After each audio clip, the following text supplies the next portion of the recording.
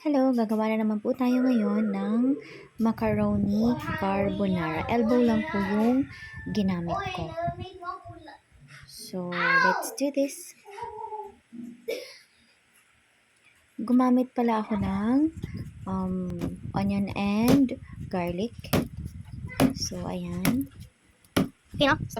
Tapos, mininced ko siya. Same lang with onion.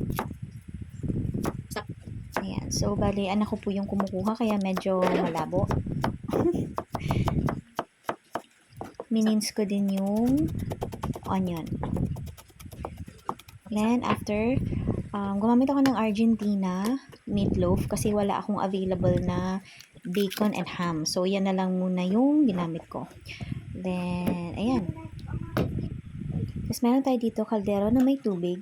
Kailangan natin ng asin, oil, para hindi magdikit-dikit yung macaroni natin pag pinakuluan. So, ito po pala yung ginamit kong macaroni. Elbow macaroni. Then, gagamit tayo ng cheese. Kahit anong cheese naman po. Then, evaporated milk.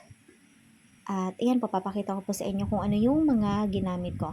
Anyway, nakalimutan ko pala ilagay dyan yung mushroom, yung jolly mushroom.